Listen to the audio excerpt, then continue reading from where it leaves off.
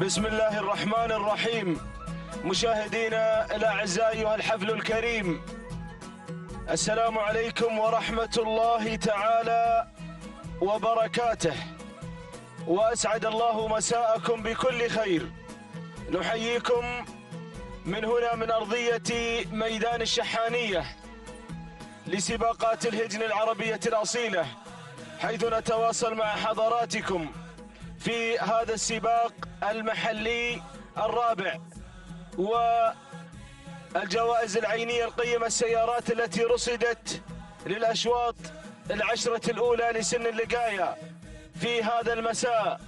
ليلة تاريخية هنا على أرضية ميدان الشحانية، ستشهد الليلة للفائزين ملاك الأصايل، ملاك الذلل الأصايل في هذه الأشواط المفتوحة الليلة. تهانينا والناموس لكل الفائزين في السباقات الماضية وفي هذا السباق المحلي الرابع، ونتمنى التوفيق والخير والسداد لكل المشاركين في هذه الأمسية العاصفة الليلة، في هذه الأمسية القوية لملاك الهجن. برنامجنا المسائي لهذه الليلة هو عبارة عن إقامة 15 شوط، 10 جوائز عينية سيارات سنستهل بها مسيرة هذه الليلة. هذا هو الشوط الأول الرئيسي. يستعد مشاهدينا الأعزاء والحفل الكريم للانطلاقة على الهواء مباشرة في هذا النقل الحي وهذا النقل المباشر عبر قناة الريان الفضائية وقناة الدوري والكاس وموقع الأبرقة لسباقات الهجن، وفي تغطية إعلامية واسعة لهذا السباق. وهكذا مشاهدينا الأعزاء أرحب أيضا بالمستمعين عبر أثير الراديو وبالحاضرين معنا هنا على أرضية الميدان، هنا على أرضية ميدان التحدي، أرضية ميدان الشحانية التي درة ميادين الخليج، التي ستشهد انطلاقة هذا الشوط الأول الرئيسي بعد قليل. الكل مستعد ومتاهب للاستعداد. الله، هكذا مشاهدينا الأعزاء ينطلق الشوط الأول. بسم الله وعلى بركة الله، بسم الله نبدأ وعليه نتوكل، ومنه سبحانه وتعالى نطلب التوفيق ونطلب السداد والنجاح. ينطلق هذا السباق والسباق الذي قبله، وهذه السباقات الموسمية المحلية بالتوجيهات السامية والأوامر الكريمة والدعم السخي والدعم اللامحدود من سيدي حضرة صاحب السمو الشيخ تميم بن حمد آل ثاني أمير البلاد المفدى، تميم المكارم، تميم المجد. نسأل الله سبحانه وتعالى أن يديم عليه موفور الصحة والعافية وأن يحفظه لأبناء شعبه. مشاهدينا الأعزاء، أيضا ينطلق هذا السباق بالتنظيم المميز من إخواني أعضاء اللجنة المنظمة لسباقات الهجن. ينطلق شوط البكار الرئيسي المفتوح، جائزة عينية قيمة بانتظار الفائزة بالمركز الأول وبناموس هذا الشوط سيارة عبارة عن سيارة نيسان بترول ستيشن اكسي بانتظار الفائزة بالمركز الأول. بن سفران يقود المنطلقين مع المقدمة، الضبيلي مسفر بن علي بن سفران مع المركز الأول. مع صدارة الشوط يصل شعار بن جبران، على ظهر متعبة علي بن سعيد بن مبخوت الجربوعي مع المركز الثاني. المركز الثالث تصل وتتقدم فيه الظبي عتيق بن فاران بن عتيق بن قريع مع المركز الثالث. دور المركز الرابع وصلت في هذه اللحظات الشاهينية لسعد بن عبد الله بن علي بن فالح النابت على المركز الرابع، بينما دور المركز الخامس علاج تعود ملكية علاج لمبارك بن سعيد بن مبخوت بن قعمان الجربوعي. يتابعها في التضمير والتسيير سالم بن جابر بن جبران. هذه علاج الغيلون يا ابو جابر، هو اختطاف الشوط الرئيسي، علاجه الفوز بناموس في هذه الاشواط المفتوحه بمثل هذه الليله. الله، اللقايه، هل اللقايه يلتقون يحتفلون الليلة، يلتقون، يتصارعون على اختطاف الجائزة العينية، على اختطاف شوط المفتوح البكار. لمن هذا الشوط؟ ما زال بن سفران يتابع الموقف. الظبي تنطلق كالظبي، مسفر بن سفران المري مع المركز الأول مع الصدارة. الله يا أبو علي، مع صدارة الشوط يتابعها أحد الفطاحلة في التضمير، مسفر بن سفران يدفع بالظبي على المركز الأول، أحد المحاربين القدامى، أحد الذين يعرفون من أين تؤكل كتف أشواط الرموز، أشواط التحدي، الأشواط القوية. ما زالت الظبي كيلوين عن خط النهاية، بينما المركز الثاني تصل وتتقدم الشاهينية لسعد بن عبد الله بن علي النابت مع المركز الثاني. المركز الثالث تصل علاج، تعود ملكيتها لمبارك بن سعيد الجربوعي، يتابعها سالم بن جابر بن جبران. المركز الرابع الظبي لعتيق بن فاران بن قريع، يصل بن قريع مع المركز الرابع. المركز الخامس تصل مطره، اول نداء لمطره، عبد الله بن حمد بن محمد بصلعه مع المركز الخامس. انتقلت مطره الى المركز الرابع، العوده الى مقدمه الشوط. يصل شعار بشريده ايضا، اراه يتقدم، يقترب من دائره النداء والاذاعه، وتصل كيان سالم بن حمد بن عبد الله بن شعيل، العوده الى مقدمه الشوط. ما زالت ظبي بن سفران مع المركز الاول، بينما المركز الثاني تصل فيه الشاهينية لسعد بن عبد الله النابت. مطره مطره مطره مطره مطره، امطرت مطره المركز الثاني، ويتكرر السيناريو ما اشبه الليله بالبارحه. كانت هاتين الثنتين في الاسبوع الماضي في معركه طاحنه على اختطاف الناموس. يتكرر المشهد، يصل بوشريده، الله يا سلام، ويصل بن شعيل ايضا، ولكن بوشريده وهيله في وهيله اللقايه. يصل بوشريده، هلت الوهيله يا مضمرين يا ملاك. ما زالت الظبي مع المركز الاول، بن سفران مع الصداره، الظبي لمسفر بن سفران، وهيله مطره ايضا على المركز الثالث. وتحركت ايضا كيان بن شعيل قادم مع كيان، وايضا تصل هنا جبارة لراشد بن محمد الزقيبة. بطشان اليامي ابناء ميدان نجران، بطشان يفجرها اليامي، يفجر الموقف، يا سلام. ولكن عودتنا الى ظبي بن سفران مع ال 500 متر الاخيره، وهيله بوشريده، الله يا سلام، خيرة بطشان وهيلة بوشريدة، ولكن خيرة فتى نجران الذهبي او بوشريدة. يا هي معركة طاحنة على اختطاف شوط اللقاية الرئيسي. خيرة والخيرة فيما اختاره الله، يا بطشان وهيلة، يا سلام. عادت وهيلة، انحلت الوهيلة على هذا الشوط، ولكن خيرة. ابناء نجران، سلام يا نجران، سلام يا وهيلة، سلام. الفتى الذهبي، الشوط المفتوح مع ابناء نجران. تهانينا والناموس لملك خيرة مهدي بن بطشان بن صالح اليامي، تهانينا والناموس. المركز الثاني وهيلة لصالح بن حمد بن صالح بوشريدة. المركز الثالث ربشة لراشد بن علي بن محمد بن نديله. المركز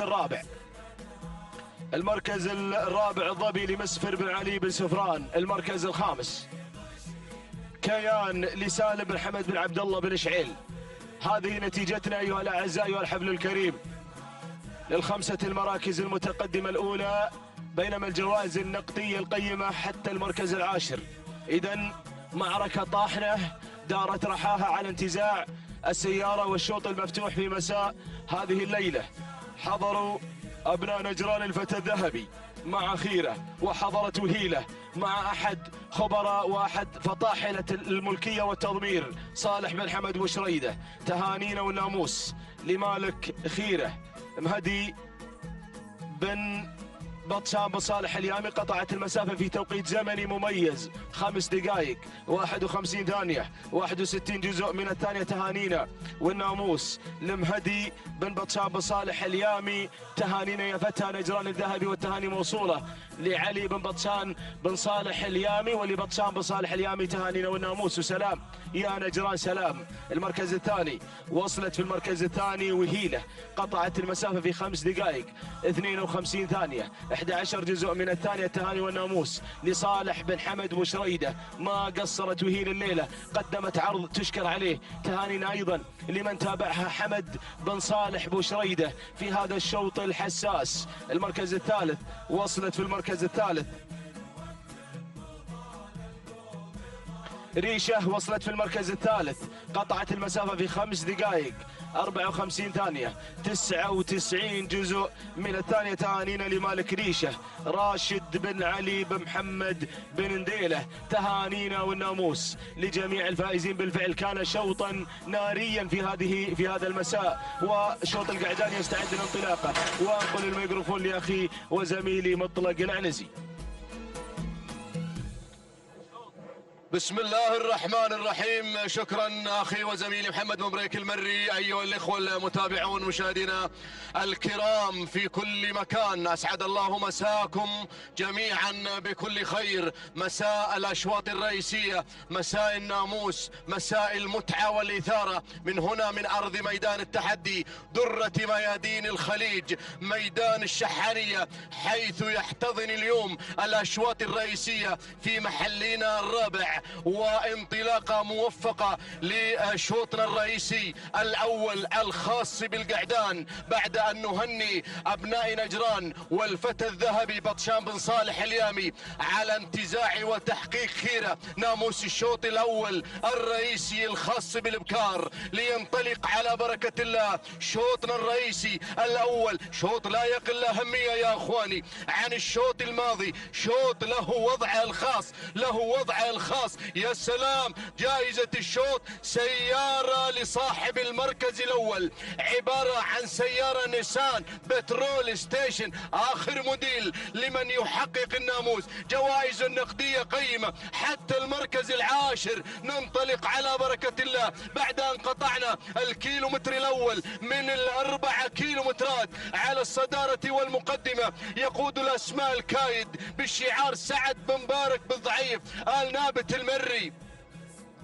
على المركز الاول على الصداره يقود الاسماء المحيط. على المركز الثاني عبد العزيز بن عبد الرحمن بن عبد الملك. على المركز الثاني شعار البريدي. على المركز الثالث يتواجد مهاوش حمد بن جار الله بن علي بن حسين البريدي. على المركز الثالث رابعا بن جبران من الجانب الاخر يتواجد وينطلق مع براق عبد المحسن بن سالم بن جابر الجربوع المري. على المركز الرابع، المركز الخامس، دائرة المراكز الخمسة مع صوغان يختم ندان الأول راشد بن حمد بن محمد الغفراني المري. هذه النتيجة 5 أسماء في موقع واحد تقريبا يا أخواني، في موقع واحد.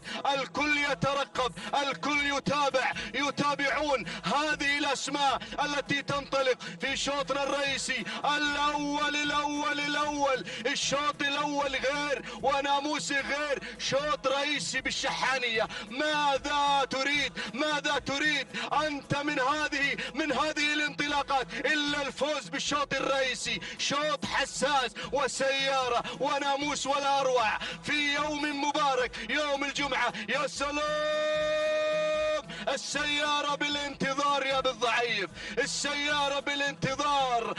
الموقع المستهدف في هذا الشوط هو موقع الكايد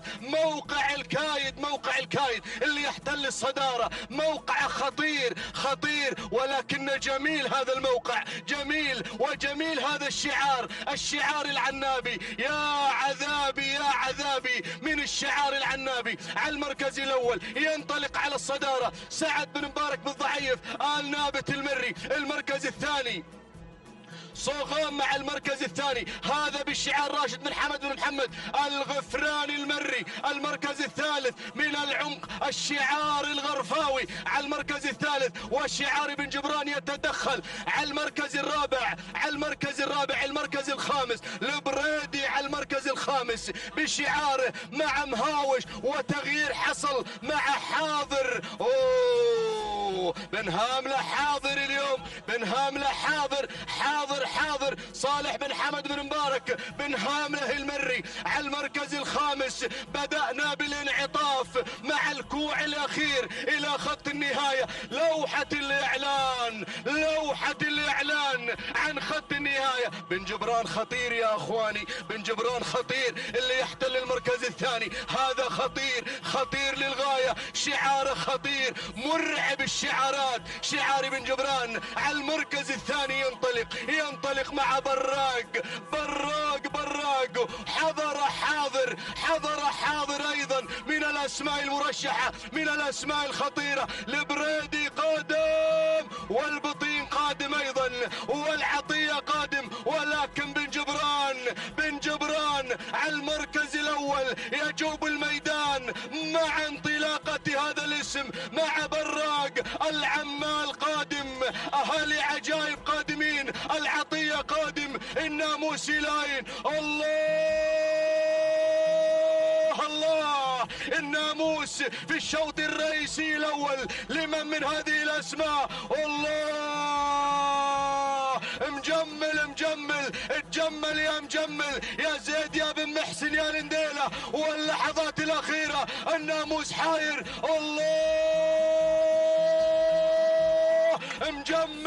اتجمل يا مجمل. بن هاملة يحاول باللحظات الأخيرة، وأيضا ينطلق مهم فهيد بن مسعود بن راشد آل فهيدة مع المركز الثاني. مجمل اللحظات الأخيرة.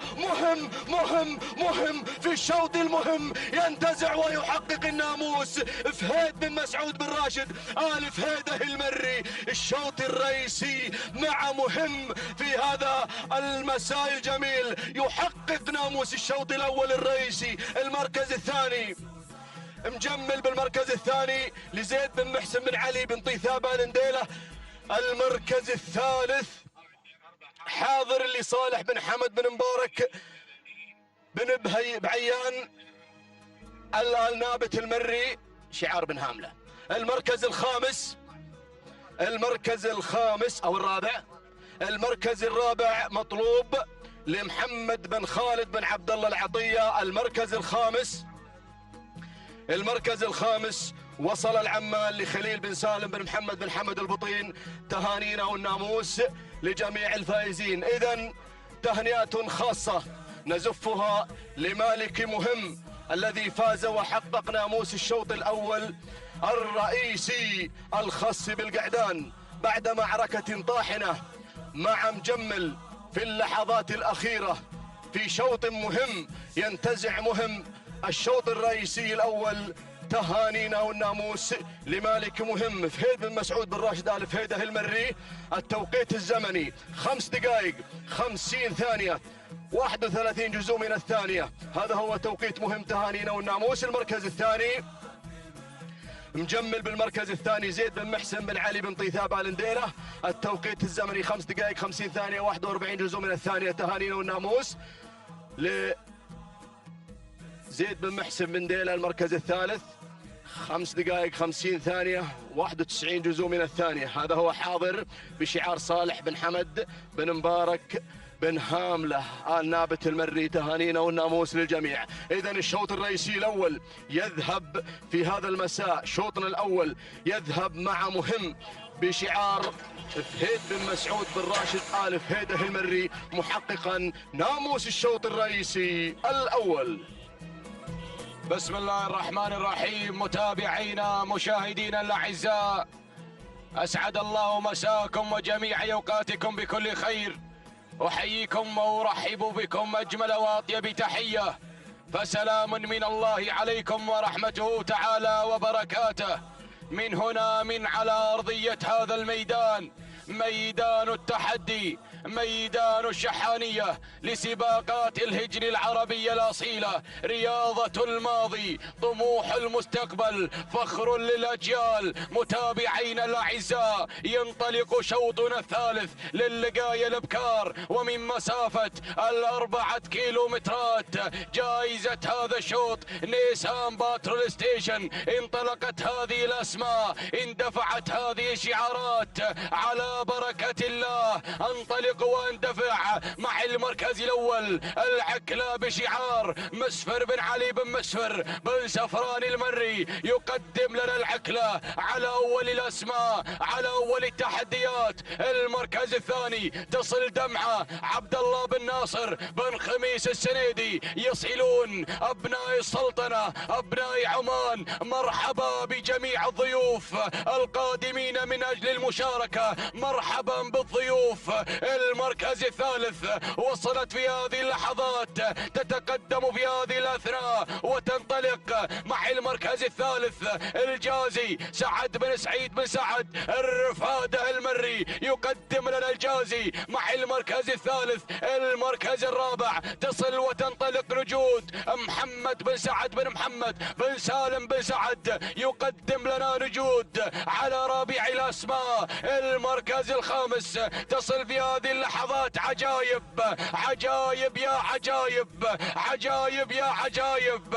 فيصل بن سالم بن عبد الله آل فهيدة المري يقدم لنا عجائب. الله الله، هكذا كانت النتيجة. متابعينا، مشاهدينا، مستمعينا الكرام، للخمسة المراكز المنطلقة، للخمسة المراكز المندفعة. أعود مع العكلة، أعود مع بن سفران مسفر بن علي بن مسفر بن سفران المري، يقدم لنا العكلة مع المركز الأول، مع الريادة، مع الصدارة. الله يا العكلة، تتقدم بشعار بن سفران، ولكن المركز الثاني وصلت في هذه اللحظات، تتقدم الجازي سعد بن سعيد بن سعد الرفادة. الله يا الجازي. المركز الثالث تصل نجود محمد بن سعد بن محمد بن سالم بن سعد، يقدم لنا نجود على ثالث الأسماء. المركز الرابع يصل شعار السنيدي، يقدم لنا دمعة عبد الله بن ناصر بن خميس السنيدي، يقدم لنا دمعة مع المركز الرابع. المركز الخامس، خامس الأسماء،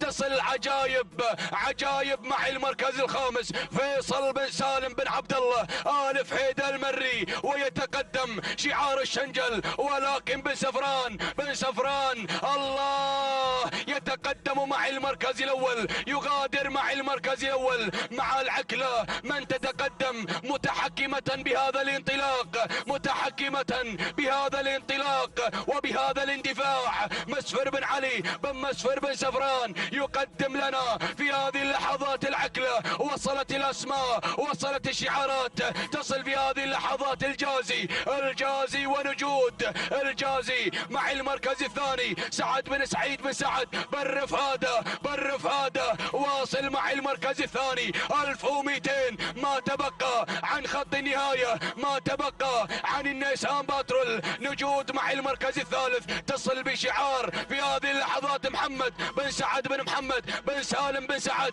يقدم لنا نجود. ولكن أبناء السلطنة وصلت صاحبة هذا الشوط في المحلي الماضي، وصلوا أبناء السلطنة، وصلت دمعة، دمعة يا دمعة، دمعة يا دمعة. الكيلومتر الأخير، الكيلو الخطير، الكيلو المثير، كيلو ما بين العمالقة، كيلو ما بين المضمرين. دمعة دمعة دمعة دمعة دمعة دمعة. الله يقودها عمدة المضمرين مع المركز الثاني عبيد بن شينان. يا عبيد، عبيد، عبيد، ولكن دمعة، دمعة ولا الجازي، دمعة ولا الجازي. بن سفران، بن سفران، العكلة ودمعة، العكلة ودمعة. النيسان، النيسان بالانتظار. العكلة، دمعة، دمعة، دمعة، دمعة، دمعة. شعار السنيدي يتحكم بالسيارة الثانية، السيارة الثانية مع دمعة، مع دمعة. العكلة ودمعة، ولكن دمعة. سلام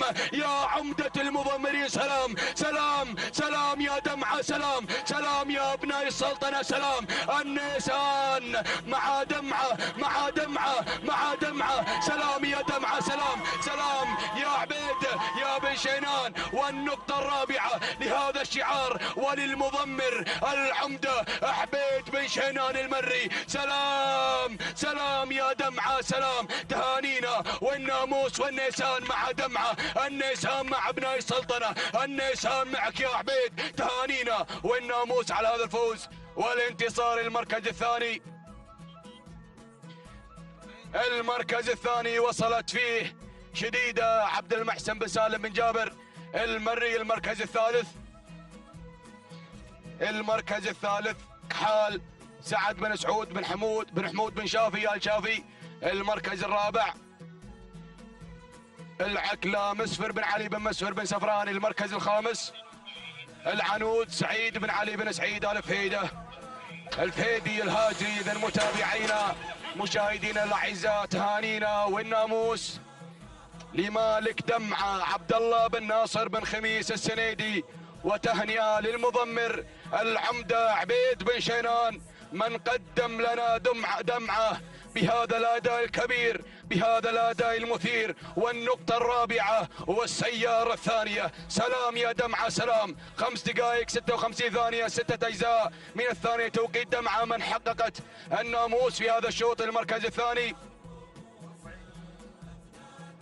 الثاني شديدة عبد المحسن بن سالم بن جابر المري. 5 دقائق 57 ثانية 44 جزء من الثانية. تهانينا والناموس. المركز الثالث كحال سعد بن سعود بن حمود بن شافي الشافي. 5 دقائق 57 ثانية 65 جزء من الثانية. تهانينا والناموس للجميع. بسم الله الرحمن الرحيم. بسم الله نبدأ وبه نستعين. مشاهدينا الكرام متابعينا في كل مكان، أسعد الله مساءكم بكل خير وبركة. نرحب بكم في هذه الأمسية الرياضية الشحانية في انطلاقات أشواط اللقاية وتسعيرة هجن الشحانية والجوائز العينية. هنا نيسان بترول ستيشن في الانتظار للفائز بالمركز الأول في رابع الأشواط في منافسات اللقاية، في تحديات هذه الشعارات، شعارات يا أبناء القبائل الحاضرة في هذه الانطلاقات. أبدأ بالبداية أتابع الصدارة السليماني. هنا من يبدأ بالبداية مسفر بن علي بن مسفر بن سفران على الصدارة على المركز الأول، بينما أتابع ثاني الأسماء أتابع التقدم من مشوش سالم بن غانم بن سالم بن عبد الله الدوسري يتقدم مع ثاني المراكز، بينما أتابع ثالث الأسماء وصول في هذه اللحظات من الشايب محمد بن مبارك بن عبد الله بن مسفر بن سفران يتقدم مع ثالث المراكز، بينما أتابع رابع الأسماء أتابع أيضا التقدم من ناصي محمد بن علي بن سعيد الحسن الفيدة يتقدم مع رابع المراكز. خامس الأسماء هنا وطني لهجن السيلية ينضم في هذه اللحظات مع خامس المراكز. هذه الأسماء، هذه الشعارات، هذه التحديات هنا على أرضية ميدان التحدي، ولكن العودة هناك مع بن سفران من يبدأ بهذه البداية القوية. هناك أتابع سليماني هنا على البداية والصدارة مسفر بن علي بن مسفر بن سفران، ولكن التغيير هنا مع شايب في عز شبابه محمد بن مبارك بن عبد الله بن مسفر بن سفران. هنا السفران يتقدمون بثنائية مميزة على الصدارة، بينما أتابع وطني يصل،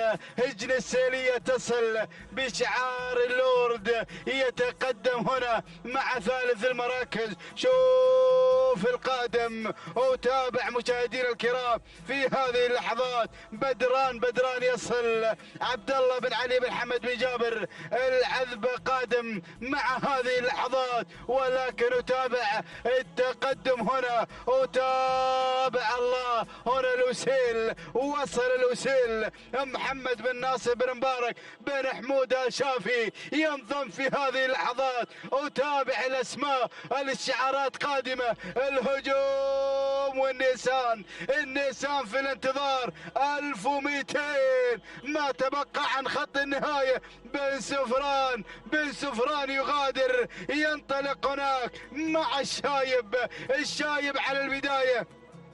محمد بن مبارك بن عبد الله بن مسفر سفران يتقدم مع الشايب على البدايه والصداره، ولكن وصل معي في هذه اللحظات. محمد بن سعود بن محمد الفهد المري يصل مع هذا الانطلاق. الله، ولكن بن جبران مع متعب علي بن سعيد بن مبخوت الجربوعي يصل مع ثالث المراكز. وهناك وتابع المتحد حمد بن سالم بن محمد بن بخيت المري، ولكن القادم وصل شغموم، وصل الزقيبه صالح بن راشد بن محمد الزقيبه، ولكن اعود الى الصداره هناك مع متعب ومعي. الله، معي مع الصداره. ينطلق مشاهدينا الكرام محمد بن سعود بن محمد آل فهيدة ينطلق بالبدايه. الله، ولكن يتابع بالعرج، وصل مع غياض، وصلت الاسماء، وصلت الشعارات. بن جبران في المحاولات الاخيره مع متعب، ولكن الله هنا غياض. سعيد بن راشد بن صالح الجربوع المري يغير بالعرج، ولكن معي وهنا وتابع غياض يا بالعرج، غياض مع اللحظات الاخيره مع خط النهايه. غياض سعيد بن راشد بن صالح بالعرج ينتزع ناموسي هذا الشوط ثاني المراكز. وصل مشاهدينا الكرام، وصل متعب لعلي بن سعيد بن مبخوت بن جبران، بينما وصل في ثالث المراكز كان الوصول من شغموم صالح بن راشد بن محمد الزقيبة، ورابع الأسماء كان الوصول من معي محمد بن سعود بن محمد الفهيد المري. وخامس المراكز كان في خامس المراكز وصل مشاهدينا الكرام المتحد حمد بن سالم بن محمد بن بخيت المري. هكذا كانت النتيجة مشاهدينا الكرام متابعينا في كل مكان. نعود بالتوقيت الزمني ولحظة وصول غياض 5 دقائق 54 ثانية 25 جزء من الثانية. تهانينا والناموس سعيد بن راشد بن صالح الجربوع المري، بينما وصل في ثاني المراكز مشاهدينا الكرام كان الوصول من متعب ب5 دقائق 54 ثانية 59 جزء من الثانية. الثانية لعلي بن سعيد بن مبخوت الجربوعي. وثالث المراكز كان الوصول مشاهدينا الكرام من شغموم من وصل ثالثا ب5 دقائق 54 ثانية 85 جزء من الثانية لصالح نهني صالح بن راشد الزقيبة. تهانينا والناموس للجميع. السلام عليكم ورحمة الله وبركاته أيها الإخوة مشاهدينا ومتابعينا الكرام. انطلق الشوط الخامس ونتابع وإياكم في هذه اللحظات انطلاقة سن اللقاية وجائزة هذا الشوط نيسان بترول ستيشن للفائز بالمركز الأول. نتابع وإياكم في هذه اللحظات المقدمة والصدارة مع المركز الأول. نتابع هناك الوذنة جابر بن فرج بن حمد بن ناصر بن دلموك المري هنا في مقدمة الشوط وبقيادة علي بن فرج أيضا هنا من يتابعها ومحمد. بينما المركز الثاني نتابع اللي على المركز الثاني في هذه اللحظات اللي بدأت تتسلل اللي هي مصيحة صالح بن محمد بن سالم بن سعيد المري، غيرت على مقدمة الشوط مصيحة. بينما المركز الثالث اللي هي سيوف حمد بن راشد بن محمد الزقيبة. يا سلام يا فهيدي بن راشد يا بن بتلة أيضا نتابع في المركز الثالث. المركز الرابع نتابع هنا في هذه اللحظات القدوم من شعار أيضا خبير المضمرين، متابع هنا مع الريم ناصر بن محمد بن ناصر الطريبيل قادم مع المركز الرابع. المركز الخامس شعار بوشريدة من الجانب الأيمن هناك نتابعها اللي هي شيمة لصالح بن حمد بن صالح بوشريدة المري. هذه النتيجة للخمس المراكز الأولى، الخمس المراكز الأولى المتقدمة المنطلقة المندفعة في هذا الشوط. والنيسان بترول ستيشن بالانتظار ومصيحة على المقدمة، مصيحة على الصدارة. على المركز الأول صالح بن محمد بن سعيد صالح بن محمد بن سالم بن سعيد بن راشد المري على المركز الأول على المقدمة والصدارة. بينما بن دلموك على المركز الثاني مع الوذنة جابر بن فرج بن حمد بن ناصر بن دلموك على المركز الثاني. المركز الثالث سيوف سيوف سيوف، وديروا بالكم من سيوف. يا سلام يا سيوف، سجلها حافل سجلها حافل على المركز الثالث بشعار الزقيبة. يا سلام حمد بن راشد بن محمد الزقيبة. بينما المركز الرابع شوفوا شعار هجن السيرية مع الشرطة. الشرطة أيضا قادمة لهجن السيرية المملوكة لعبد الله بن سعيد العيدة اللورد. الله يا سلام يا سلام. المركز الخامس نتابع هنا الريم بشعار خبير المضمرين. الله ركز يا ابو ناصر، ركز يا محمد يا بن ناصر يا طريبيل هنا مع الريم على المركز الخامس. ولكن بنعود الى التغيير اللي غيرت عينها على السويق، عينها على النيسان. يا سلام يا الشرطة يا سلام يا سلام يا هجن السيلية على المقدمة يا سلام يا هذا الشعار الذي يحمل المفاجآت دائما وابدا. بينما مصيحة على المركز الثاني. شوفوا الخمس اللي جانب هنا اللقاء. يا سلام يوم وصلا كيلو الامتحان. الله يا سلام يا سلام. واللي ايضا ما عنده سبوك يموت حي. الله يا الريم يا خبير المضمرين، خبرة السنين يا طريبيل. الله يا محمد يا بن ناصر يا طريبيل ايضا يغير بالريم. الريم يا سلام صاحبة الانجازات الريم اللي في المقدمة مع 900 متر الاخيرة المقدمة. والنيسان بترول ستيشن مع خبير المضمرين. ولكن بن دلموك مع الوذنة جابر بن فرج بن حمد بن ناصر بن دلموك. وسيوف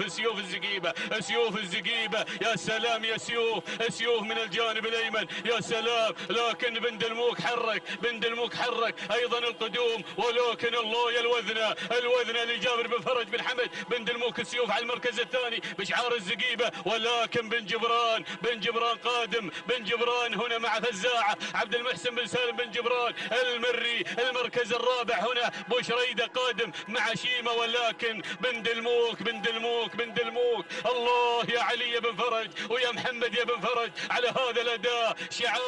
شعار نار على علم. والنيسان بترول ستيشن مع الوذنة جابر بن فرج بن حمد بن ناصر بن دلموك المري. سلام وتحية واحترام. سلام يا بن دلموك. سلام على الفوز. سلام يا علي. سلام الله على هذا الاداء. تحية واحترام. تحية ايضا لمحمد بن فرج. يا سلام من يقف خلف هذا الشعار. سلام يا بن دلموك والوذنة مع النيسان بترول ستيشن جابر بن فرج بن حمد بن ناصر بن دلموك المري. المركز الثاني فزاعة عبد المحسن بن سالم بن جبران. المركز الثالث سيوف لحمد بن راشد بن محمد الزقيبة والثانية لفهيد بن راشد بن بتلة.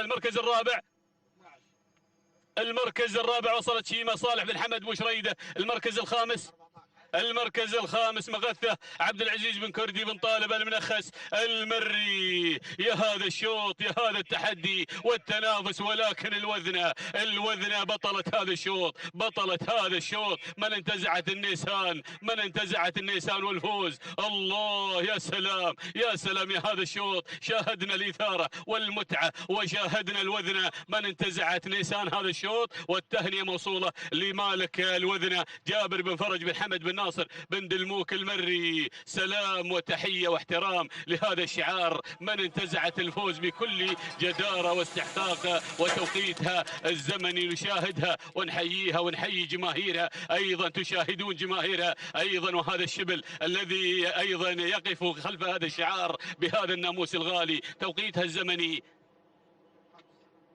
5 دقائق 50 ثانية 79 جزء من الثانية. تهانينا والناموس لمالك الوذنة جابر بن فرج بن حمد بن ناصر بن دلموك المري. بينما وصلت على المركز الثاني،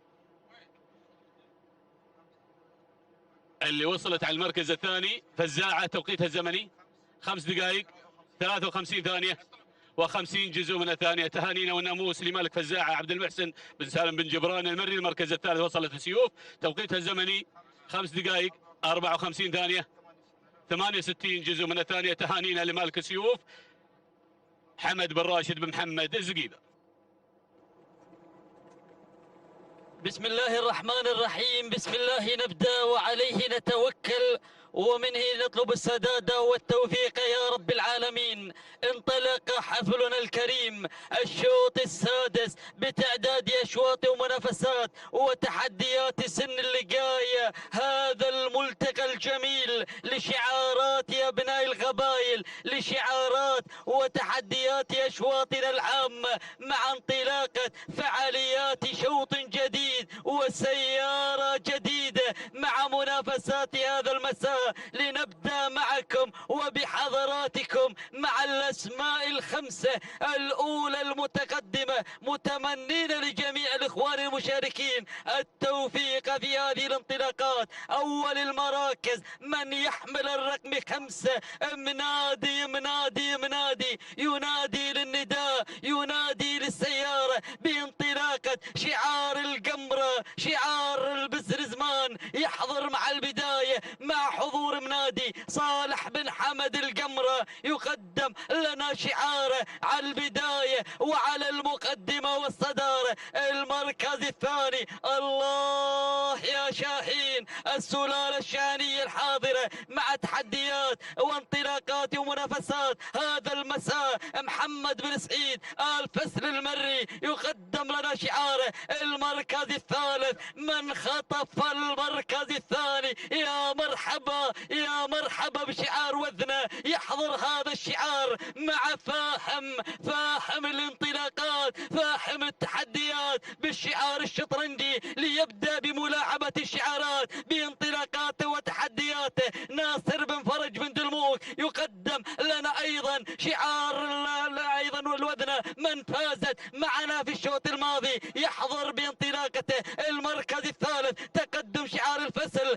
المركز الرابع رابعا أتابع القدوم والوصول من قبل مشاهدينا الكرام. نواف يحضر بانطلاقاته علي بن عبد الهادي بن حسين البريدي. المركز الرابع زميلنا الإعلامي حمد بن محمد الزعبي يقدم لنا شواح مع المركز الرابع ومع المركز الخامس يحمل الرقم 4 حمد بن محمد الزعبي مع انطلاقة المركز الخامس. والأسماء قادمة واصلة لا محالة بهذه التحديات، لكن لنا العودة إلى البداية، إلى المقدمة، إلى منادي على المركز الأول. لبيه يا منادي يا لبيه بانطلاقاته وتحدياته. يحضر مع المركز الأول صالح، يا صالح يبحث عن الأرباح، صالح يبحث عن النجاح بهذه الانطلاقة مع أول المراكز صالح بن حمد القمرة.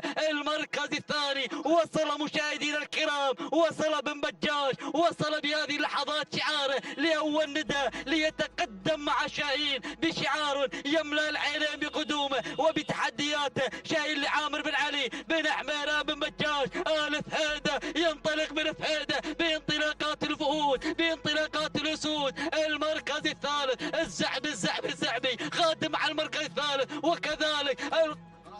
ياخذه مشاهدينا الكرام من قبل منذر يا بالعرج منذر مع المركز الثالث عبد الله بن صالح بن سعيد الجربوع المري. المركز الرابع شواح حمد بن محمد الزعبي. المركز الخامس وصل بن جبران ليقدم لنا شاهين عبد المحسن سالم الجربوع المري. لكن الى البدايه الى القمره بن فهيده الجربوعي بالعرج الزعبي بالعرج بن فهيده بن قمره. الله يا السياره كما انتقى لي الناموس الغالي بالانتظار بالتحديات بالمنافسات بدا يلحق ويغير من مركز الى مركز. شاهين على المركز الاول، شاهين على البدايه، اقتربت خط النهايه يا ملاك الحلال والسبوق التيك وانحركت تلحق سبوق سابق اللي روح عن الحجر كان فيها اجفال. يا جعل ربي حفظها ويحفظها من العوق. الله يا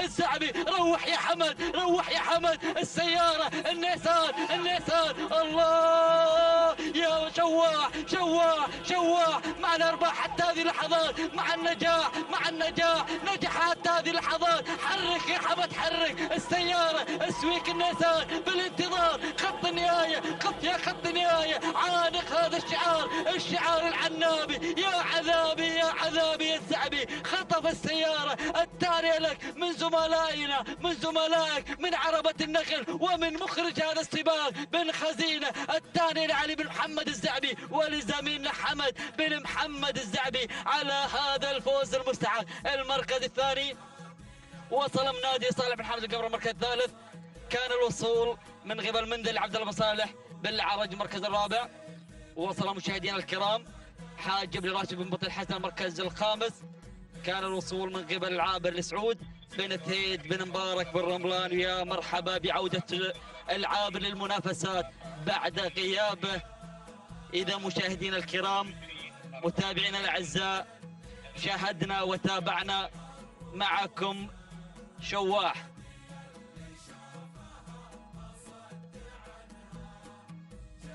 خمس دقائق 53 39 جزء من الثانية.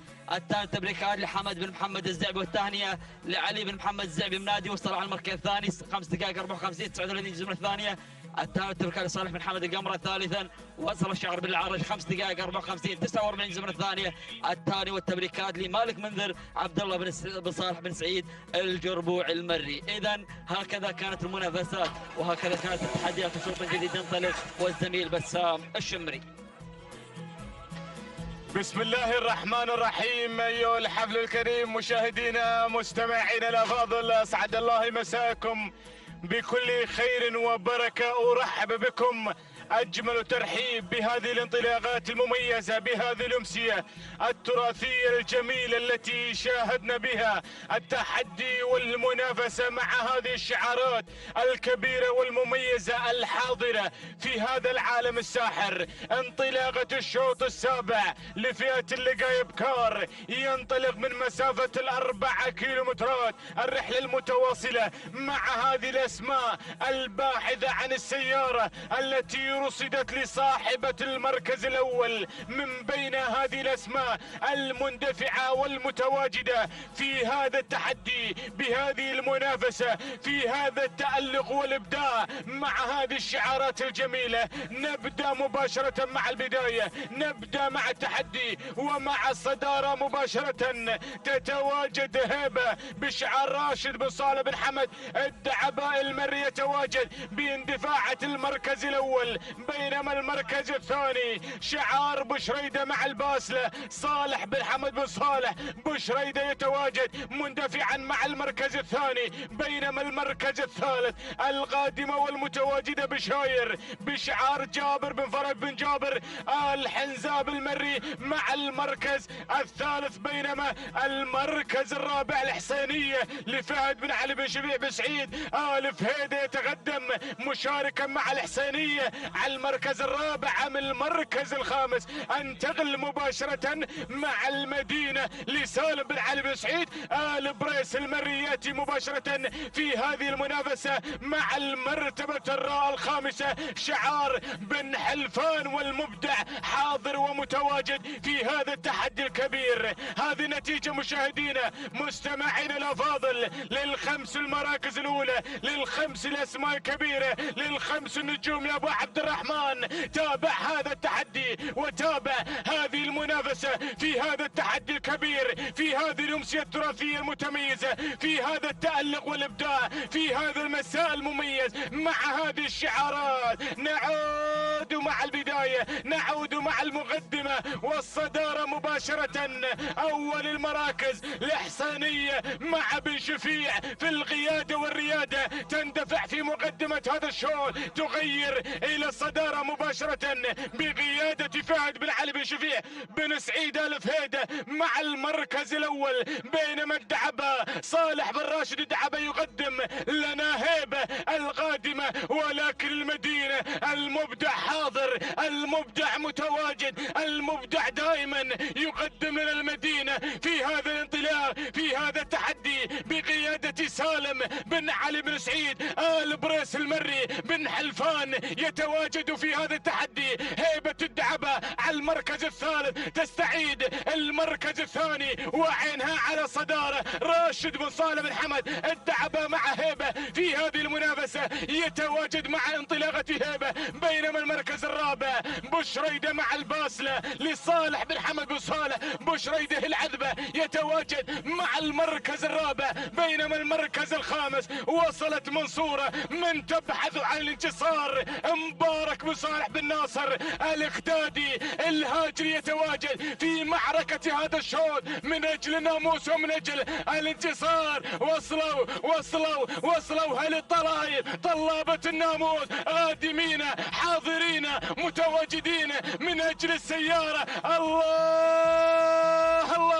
الله بن شفيع مع البداية، الدعبة على المركز الثاني، بن حلفان على المركز الثالث، بن جهويل على المركز الرابع، وهنا الاقدادي على المركز الخامس. معركة طاحنة من اجل الناموس مع الكيلومتر الاخير والخطير. السيارة تنتظر عند خط النهاية، ولكن البداية الحسينية مع الصدارة بقيادة فهد بن علي بن شفيع بن سعيد آل فهيدة. الدعبة مع هيبة غادم راشد بن صالح، الدعبة على المركز الثاني. المركز الثالث شعار بن جهويل يتقدم في هذه المعركة الطاحنة من اجل الناموس ومن اجل انتصار مع الذيبة. هذا شعار الدعية، راشد بن محمد بن حمد الدعية الاقدادي غادم باندفاعات وتحدياته. هذا الشعار المميز مع منصورة يا منصورة. مبارك بن صالح بن ناصر الاقدادي الهاجري تسلل مع منصورة، من تبحث عن الانتصار، من تبحث عن السيارة.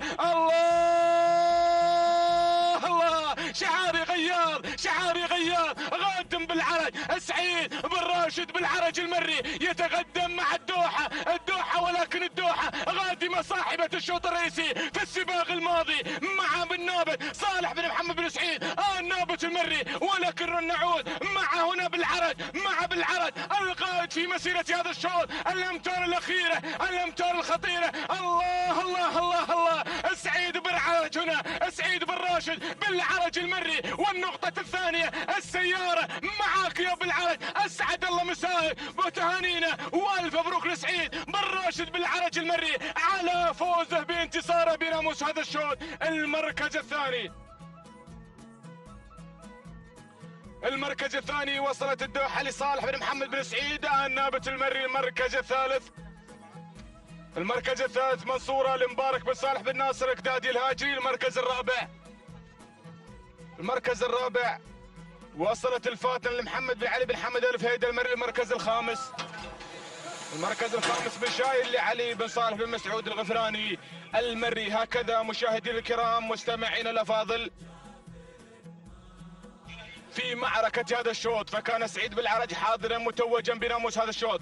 5 دقائق 53 ثانية 43 جزء من الثانية تاي، والناموس لسعيد بن راشد بالعرج المري على فوزه وانتصاره بناموس هذا الشوط، والمرة الثانية بعد فوزه مع غياض. المركز الثاني الدوحة 5 دقائق 54 ثانية 95 جزء من الثانية تاي، والناموس لصالح بن محمد بن سعيد النابت المري على فوز الدوحة في المركز الثاني. المركز الثالث منصورة 5 دقائق 56 ثانية 57 جزءا من الثانية تاي، وناموس المبارك بن صالح بن ناصر الكتاجي الهاجري من حصل على المركز الثالث مع منصورة. تهانينا والناموس لجميع الفائزين. بسم الله الرحمن الرحيم. مشاهدينا ومتابعينا الكرام، اسعد الله مساءكم بكل خير وبركة من هنا من ميدان التحدي، ميدان الشحانية لسباقات الهجنة العربية الأصيلة، مع تواصل الانطلاقات الفترة المسائية. شوطنا الثامن ينطلق مشاهدينا الأعزاء، وهو شوط خاص للقعدان اللقاية.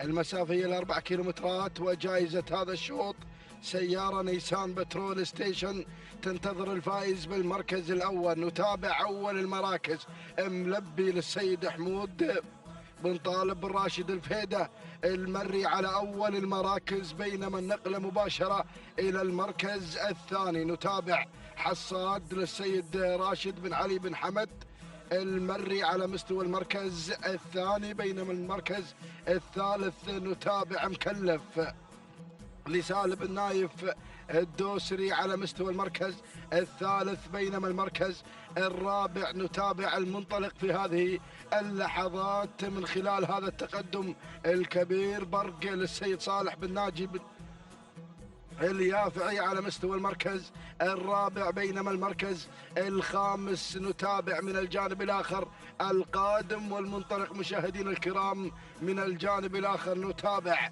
الجذاب للسيد محمد بن علي بن حمد آل بريص المري على مستوى المركز الخامس. هذه النتيجة مشاهدينا الأعزاء للمراكز الخمسة الأولى، ونذهب مع ملبي على الصدارة. الله يا ملبي على المقدمة، حمود بن طالب بن راشد الفيدة المري يتقدم ويندفع بناموس هذا الشوط، ولكن حصاد من الجانب الآخر، حصاد للسيد راشد بن علي بن حمد بن حتروش المري على مستوى المركز الثاني، بينما المركز الثالث نتابع الانطلاقة من خلال هذا الأداء الجميل والرائع، من خلال أيضا تقدم هذه الأسماء الكبيرة برق لصالح بن ناجي اليافعي على مستوى المركز الثالث، بينما النقلة مباشرة إلى المركز الرابع. نتابع مشاهدينا الكرام، وصل عزام وشعار الدعية راشد بن علي بن سالم بن سنيد الدعية يحتل المركز الرابع، بينما المركز الخامس الجذاب مشاهدينا الأعزاء على مستوى المركز الخامس لمحمد بن علي بن حمد آل بريص المري على خامس المراكز. هذه النتيجة، السيارة بالانتظار وتسعيرة هجن الشحانية تنتظر الفائز بالمركز الأول. نعود مباشرة إلى البداية لنتابع السيطرة. حصاد يريد أن يحصد هذا الناموس المميز ويهدي مالكه هذا الإنجاز الكبير. راشد بن علي بن حمد بن حتروش المري على البداية، ولكن القادم ملبي يلبي النداء ويتواجد في ثاني المراكز للسيد حمود بن طالب بن راشد الفيدة المري يحتل المركز الثاني، ولكن القادم الله الله الله وصل نيشان فرج بن علي بن هادي بن حفار المري بدأ ينضم إلى المراكز الخمس الأولى ليندفع هنا بن حفار مع بن نيشان على المركز الثاني، بينما المركز الثالث نتابع القادم عزام لراشد بن علي بن سالم بن سنيد الدعية، ولكن نذهب إلى ركب الصدارة لنتابع شعار بن حفار. هنا مشاهدينا الأعزاء يتسلل على البداية، ينطلق مشاهدينا الأعزاء بهذا الناموس المميز. السيارة بالانتظار نيسان بترول ستيشن ينتظر الفائز بالمركز الأول. نتابع نيشان للسيد فرج بن علي بن هادي بن حفار المري، وهنا المركز الثاني برق للسيد صالح بن ناجي اليافعي، وكذلك قدوم جديد مشاهدين الأعزاء. وصل معزز ليعزز المراكز المتقدمة وينطلق بشعار محمد بن فهيب محمد آل زبدان المري على مستوى المركز الثالث والمركز الرابع. وتابع القادم في هذه اللحظة نزيه للسيد زيد بن محسن بن علي بن طيثاب بن ديله المري. الله الله الله، السيارة بالانتظار، الله يا المقدمة، الله يا الصدارة. نزيه مشاهدينا الأعزاء يتسلل إلى المقدمة، ينطلق في الأمتار الأخيرة، ينتزع السيارة نيسان بترول ستيشن مع نزيه لزيد بن محسن بن علي بن طيثاب بن ديله المري، يهدي هذا الفوز الكبير. تهانينا والناموس بن طيثاب على هذا الأداء المميز مع نزيه المركز الثاني. معزز لمحمد بن فهيد بن محمد آل زبدان المري، بينما المركز الثالث مشاهدينا الكرام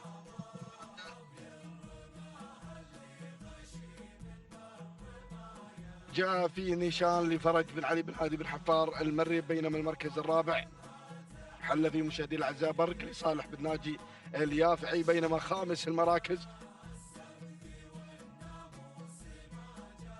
حل في مشاهدينا الكرام الباز للسيد راشد بن سالم بن صالح بن راشد القمرة. إذا مشاهدينا الأعزاء تهانينا وناموس مرة أخرى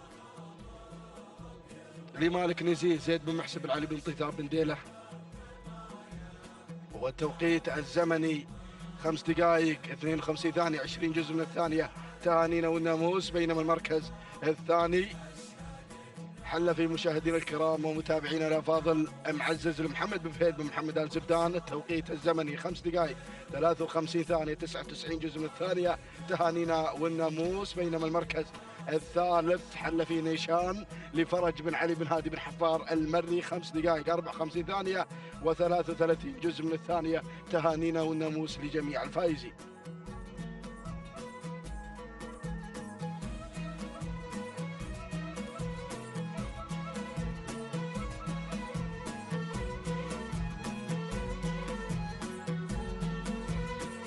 مشاهدينا متابعينا الاعزاء في كل مكان، اسعد الله مساكم بكل خير ومحبه. تتواصل التحديات والاثاره على ارضيه ميدان التحدي ميدان الشحانيه في هذا المساء، وشعارات ابناء القبائل والسن اللقايه. وعلى بركه الله ينطلق الشوط التاسع الخاص للبكار من مسافه 4 كيلومترات، وجائزه هذا الشوط نيسان بترول ستيشن. نبدا بعد المراكز وننطلق مع هذه الاسماء المنطلقه ومع هذه الشعارات المندفعه والباحثه عن الناموس. نبدا مع البدايه. اول المراكز عزامه سنيد بن علي بن سالم بن سنيد الدعيه يتقدم مع اول الاسماء واول الشعارات. ثانيا ابتكار هجن السيليه مع ثاني الاسماء تتقدم مع ابتكار. ثالث المراكز القادمه مزون سالم بن سعيد بن سالم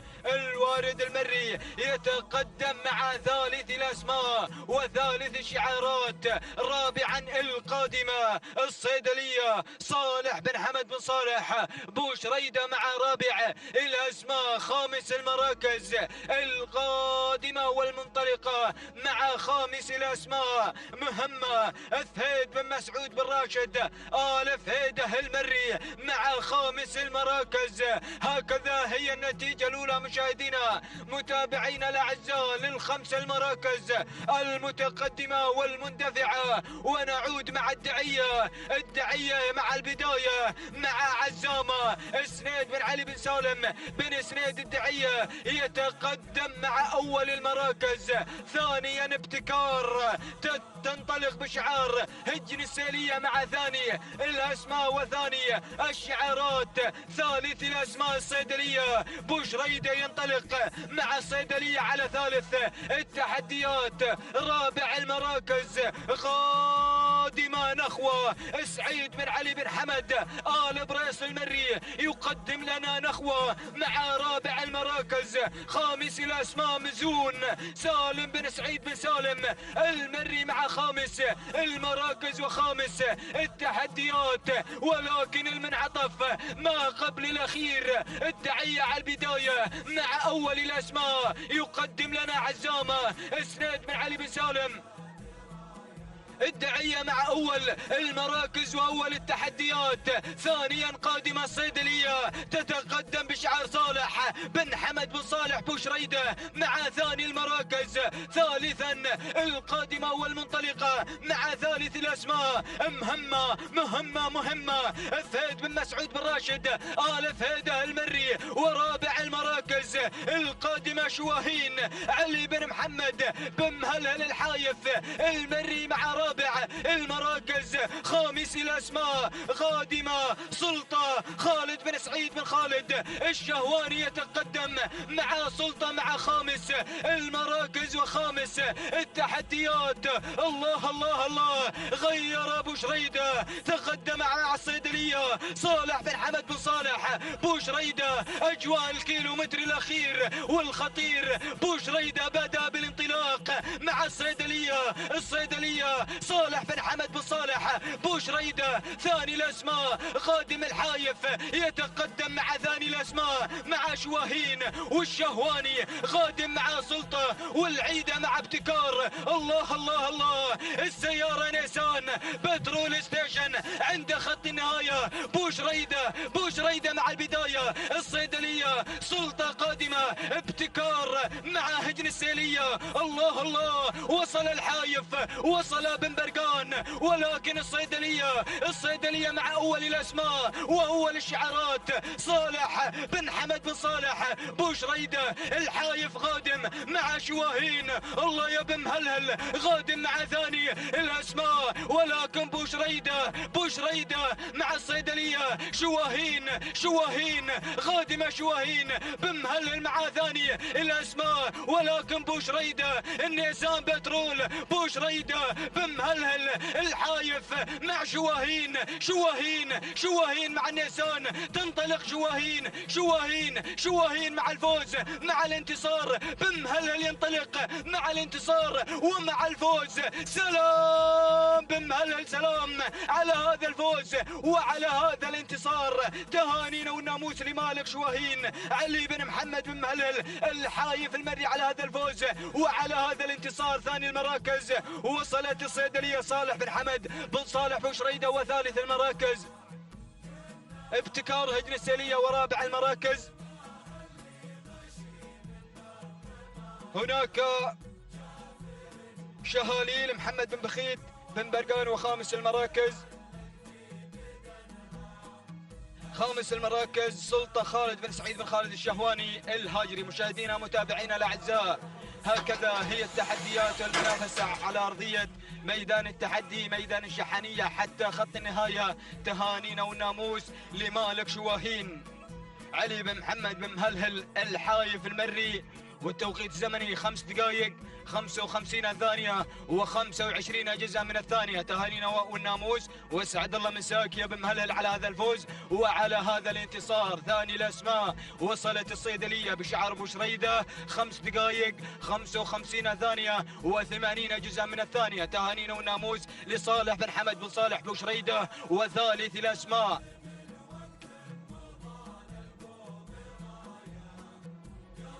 الأسماء وصلت شهاليل مع ثالث الأسماء والتوقيت الزمني 5 دقائق 58 ثانية و27 جزءا من الثانية بشعار بن برقان محمد بن بخيت بن برقان. فتهانينا والناموس للجميع. بسم الله الرحمن الرحيم.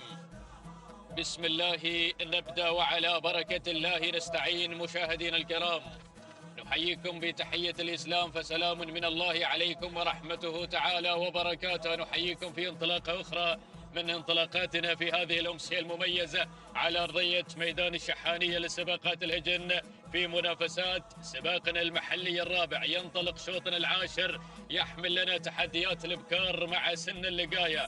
الجائزة عبارة عن سيارة نيسان بترول ستيشن اكس اي مقدمة لصاحب المركز الأول وصاحب الحظ الذهبي في هذا الشوط. نتابع مع حضراتكم هذه الانطلاقة، ال4 كيلومترات هي الحاضرة مع هذه الأشواط الجميلة. نبدأ مباشرة مع مقدمة الشوط مع المركز الأول والصدارة.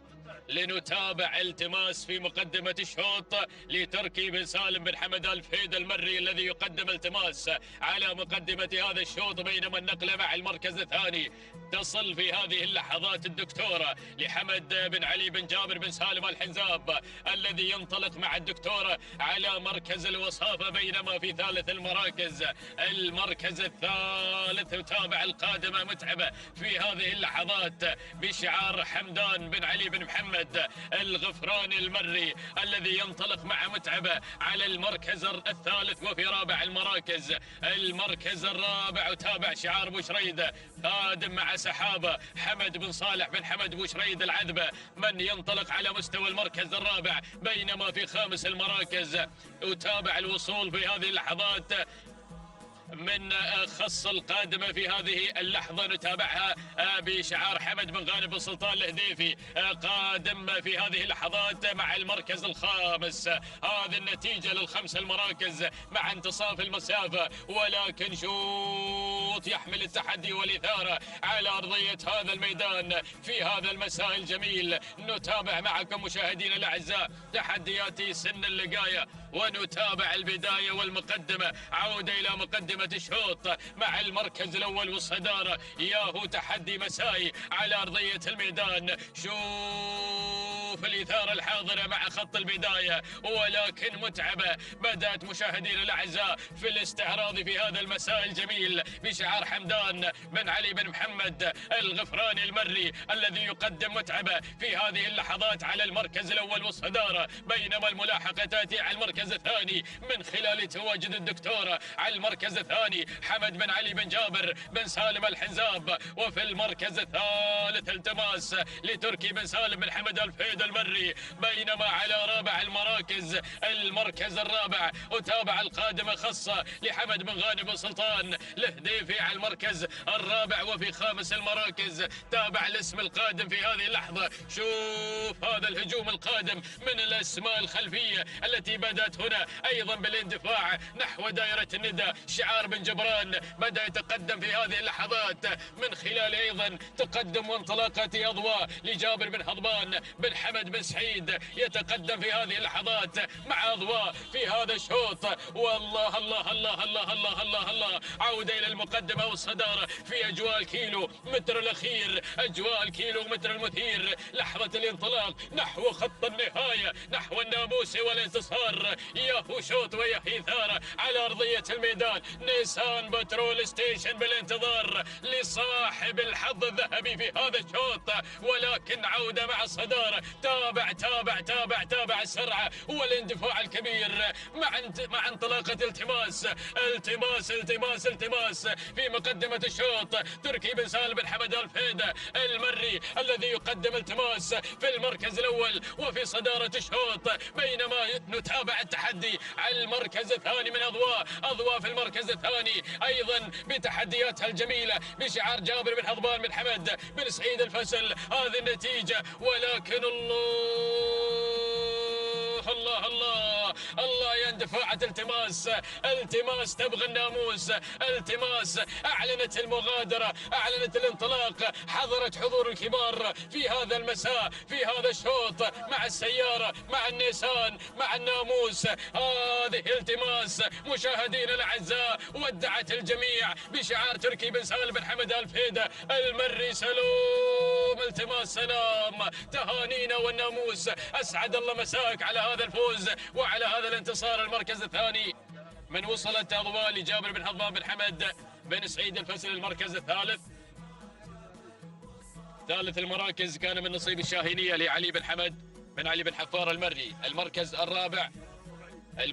الرابع وصلت القساسية لمحمد بن طالب بن محمد بن عقيل.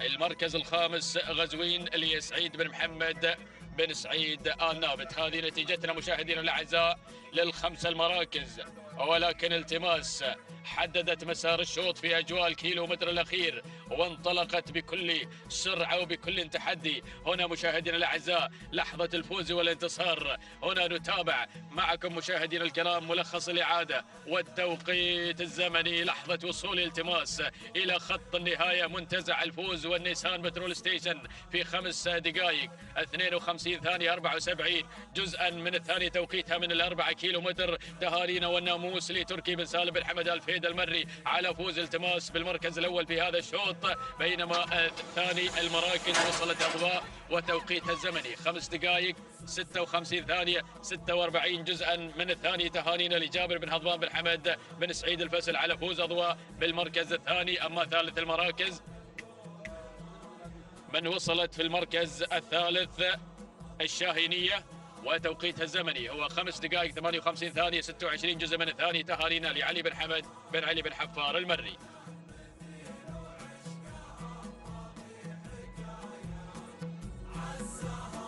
بسم الله الرحمن الرحيم. أيها الحفل الكريم مشاهدينا متابعينا الأفاضل، أسعد الله مساكم وجميع أوقاتكم بكل خير ومحبة وسلام. انطلاقاتنا مستمرة من أرضية ميدان التحدي لسباقات الهجن العربية الأصيلة ضمن هذه الأمسية التراثية الجميلة التي تحمل أيضا الجوائز العينية القيمة. ينطلق شوطر 11 المخصص للقاية الإبكار والأربعة كيلومترات، هي المسافة الحاضرة والمقررة من اللجنة المنظمة لسباقات الهجن العربية الأصيلة. نسير مع هذه الشعارات ونسير مع هذه الأسماء الحاضرة والمنطلقة على أرضية هذا الميدان مباشرة مع البداية وصدارة هذا الشوط. هناك الصدارة من تأتينا طنا مع المركز الأول مشعل بن غدير بن فلاح الشمري، من يقدم لنا طنا مع المركز الأول وصدارة هذا الشوط، بينما المركز الثاني يتابع التقدم والوصول. مشاهدينا متابعين الأفاضل من تتقدم مع ثاني التحديات هنا مذيار ناصر بن سالم بن ناصر الحفيظ المري، بينما المركز الثالث وتابع التقدم والوصول من الحدرة راشد بن مبارك بن حسين الجربوعي المري، والمركز الرابع وصول وتقدم من الدوحة حمد بن صالح بن حمد بن محمد أبو صلعة من ياتي مقدما لنا شعاره وتحدياته مع المركز الرابع. المركز الخامس وصول وتقدم مع المركز الخامس، تصل طروفه خالد بن حمد بن عبد الله الزعبي. مشكور يا مخرجنا بن خزينة على هذه المعلومات المميزة أيضا بهذا المساء المميز والجميل الذي يحمل لنا هذه الانطلاقات الرائعة والجميلة. لكن نعود مع البداية، نعود مع المركز الأول مع صدارة هذا الشوط.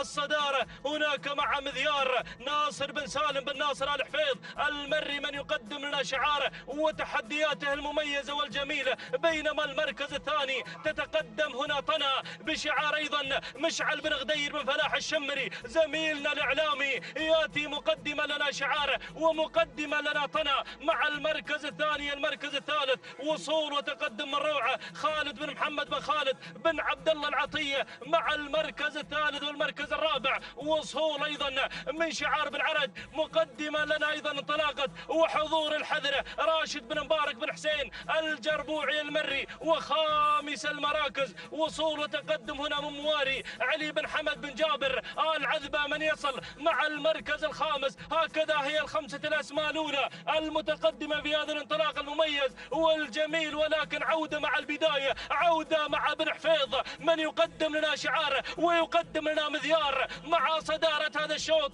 مع المركز الأول. يا سلام على هذا الانطلاق الرائع والجميل والأداء اللي تقدمه مذيار مع صدارة هذا الشوط مع المركز الأول بشعارها المميز والجميل مع البداية. بينما المركز الثاني تتقدم هنا طنا مع ثاني التحديات أيضا بشعار الشمري مشعل بن غدير بن فلاح الشمري مع ثاني التحديات. المركز الثالث وصول مشعار العطية مقدما لنا انطلاقة روعة خالد بن محمد بن خالد بن عبد الله العطية.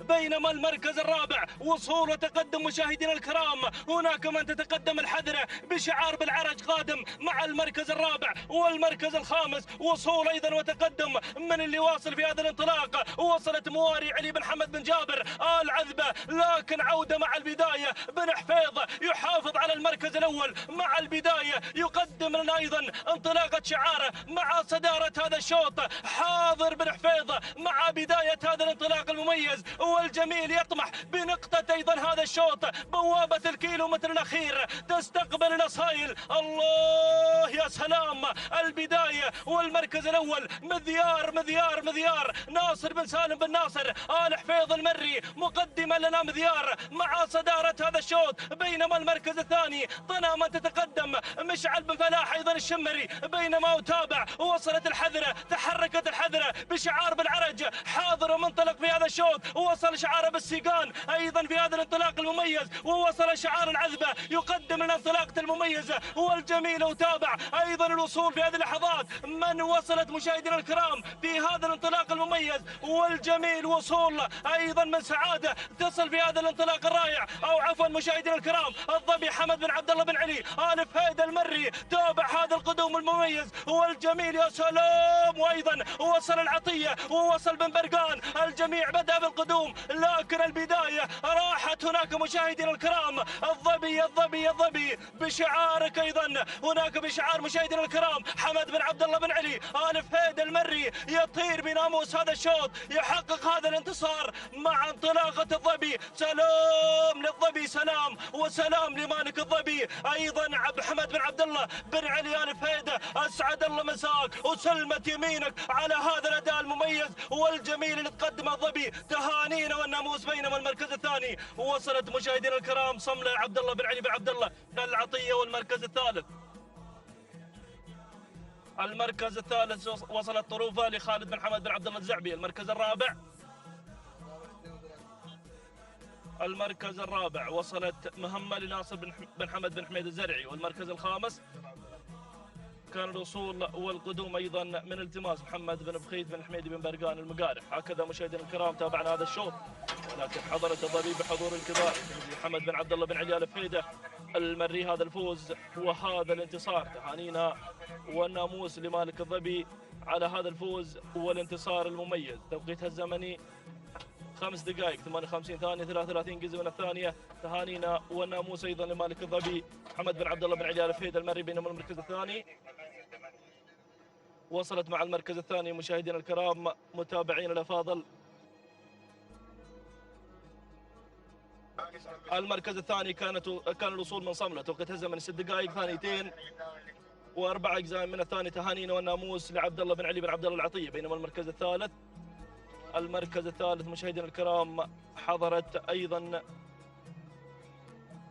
المركز 8 أيضا حضرت طروفة، وتوقيت الزمن 6 دقائق 3 ثواني 95 جزء من الثانية. تهانينا والناموس خالد بن حمد بن عبد الله الزعبي. إذا مشاهدينا ومتابعينا الكرام، على بركة الله تعلن انطلاقة شوطنا الثاني عشر من مجمل أشواط الفترة المسائية الخاصة للقعدان اللقاية.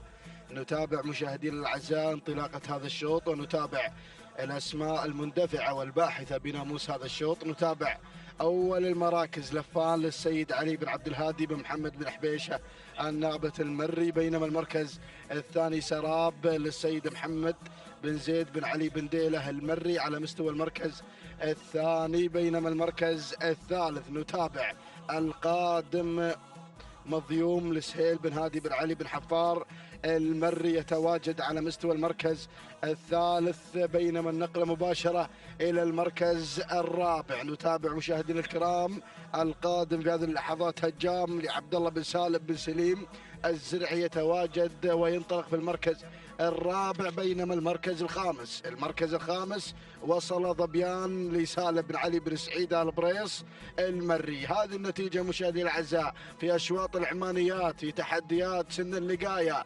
أشواط العمانيات مشاهدينا الأعزاء نتابع من خلالها منافسة كبيرة وتحدي رائع على أرضية ميدان الشحانية. نتابع ونعود مباشرة إلى مضيوم لسهيل بن هادي بن علي بن حفار المري يتواجد على المركز الأول يندفع في مقدمة هذا الشوط. بينما المركز الثاني نتابع القادم في هذه اللحظات من الجانب الآخر هجام لعبد الله بن سالم بن سليم الزرعي يتواجد وينطلق في المركز الثاني، بينما ثالث المراكز سراب لمحمد بن زيد بن علي بن ديلة المري يتواجد في المركز الثالث، بينما المركز الرابع نتابع مشاهدي الأعزاء القادم في هذه اللحظات لفان، وهنا ايضا مشاهدي الاعزاء الشامي لجابر بن صالح بن علي بن ضرمان المري. هذه النتيجه مشاهدينا الاعزاء في الشوط الاول الخاص للعمانيات. الشوط الرئيسي نتابع ونعود مباشره مضيوم لسهيل بن هادي بن علي بن حفار المري يتقدم وينطلق في صداره هذا الشوط، بينما المركز الثاني هجام ضيف عزيز قادم من سلطنه عمان الشقيقه للمشاركه في هذا التحدي الكبير. هجام للسيد عبد الله بن سالم بن سليم الزرعي على مستوى المركز الثاني، بينما المركز الثالث أرى الانطلاق من قبل لفان لعلي بن عبد الهادي بن محمد بن حبيش آل نابت المري، بينما المركز الرابع وصل في هذه اللحظة الشامي لجابر بن صالح بن علي بن حمد بن ضرمان المري على مستوى المركز الرابع، بينما خامس المراكز شعار بن حلفان يتواجد مع ظبيان لسالم بن علي بن سعيد آل بريس المري، ولكن الدخول من الجانب الآخر.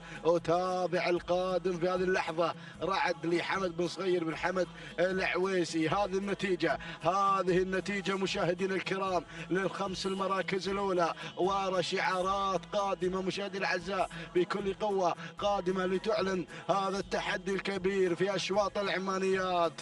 نعود مباشرة إلى رعد للسيد حمد بن صغير بن حمد العويسي على البداية، ينطلق في المقدمة، ولكن القادم غازي فهد بن سعيد بن محمد آل بوسعيد الخيارين ينضم إلى المركز الثاني لأول إذاعة في هذا الشوط، ولكن من الجانب الآخر الخيال أو الخيل لطالب بن عبد الهادي بن طالب الشهواني على مستوى المركز الثالث، ولكن أتابع القادم. وصل الوسمي، وصل سعد بن مبارك بن محمد البادي النعيمي، وهنا أيضا مشاهدي الأعزاء شعار بن هاملة مع مدباس صالح بن حمد بن مبارك بن هاملة المري. هذه النتيجة مشاهدينا الأعزاء، ونذهب إلى الصدارة إلى الله يا بن هاملة مع مدباس على الصدارة، صالح بن حمد بن مبارك بن هاملة المري على المقدمة، يقدم مدباس على الصدارة، ولكن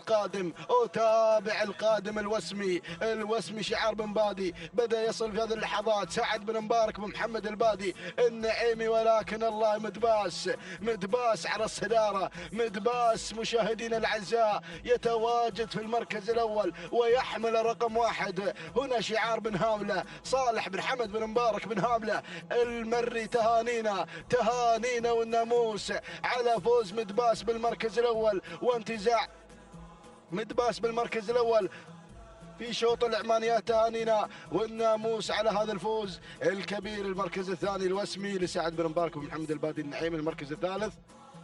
المركز الثالث جاء فيه الخيل لطالب بن عبد الهادي بن طالب الشهواني. المركز الرابع وصل فيه مشاهدينا الكرام رعد للسيد حمد بن صغير بن حمد العويسي، بينما المركز الخامس حل فيه مشاهدينا الكرام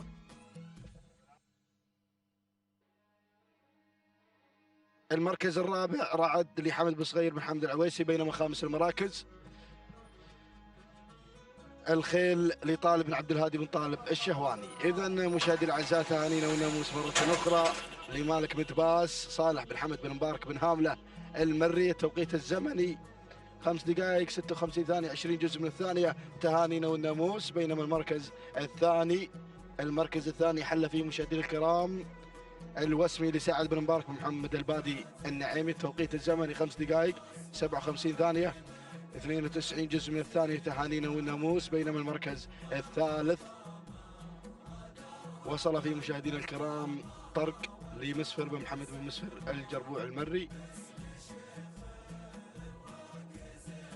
التوقيت الزمني 5 دقائق 59 ثانية و57 جزء من الثانية. تهانينا والناموس لجميع الفائزين.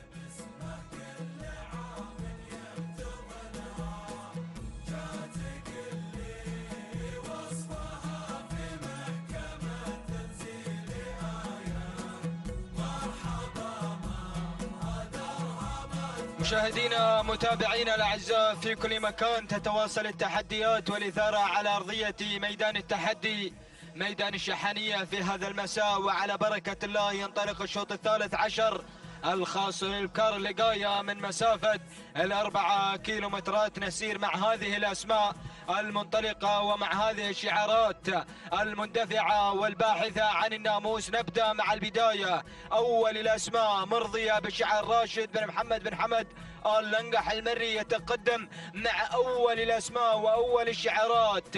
ثاني الأسماء وثاني الانطلاق القادمة المنطلقة وصلت الجزيرة. حمد بن ناصر بن هادي بن هدوان الغفران يتقدم مع ثاني الأسماء وثاني الشعارات. ثالث المراكز اليمامة محمد بن طينان بن عايض العذبة مع ثالث الأسماء. رابع المراكز القادم والمنطلق مع رابع المراكز يتقدم وتتقدم ايضا برقيه بشعار محمد بن خالد بن عبد الله العطيه يقدم لنا برقيه مع رابع الاسماء. خامس المراكز وصلت القادمه والمنطلقه ايضا بروق سلطان بن سالم بن خجيم العذبه مع خامس المراكز. هكذا هي النتيجه الاولى مشاهدينا متابعينا الاعزاء للخمس المراكز المتقدمة والخمسة شعارات المندفعة. ولنا عودة مع البداية مع بن هدوان يقدم الجزيرة. حمد بن ناصر بن هادي بن هدوان المري مع أول المراكز وأول التحديات.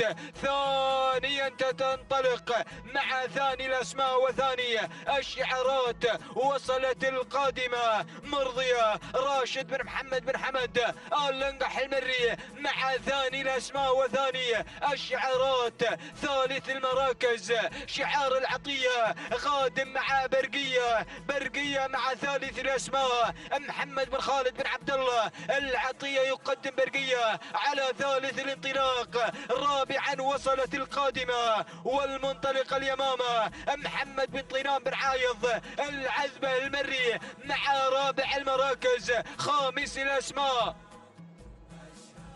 وصلت القادمة مع خامس الانطلاقات القادمة. بروق سلطان بن سالم بن خجيم العذبة يقدم لنا بروق على خامس الأسماء. وأيضا وصول من شعار بن فهيدان يقدم لنا بشاير عبد الله بن علي بن عبد الله آل فهيدان المري ينطلق مع خامس الأسماء وخامس التحديات. ولكن بن هدوان مع الجزيرة بشعار بن هدوان. حمد بن ناصر بن هادي بن هدوان الغفران يتقدم مع أول الأسماء وأول الشعارات.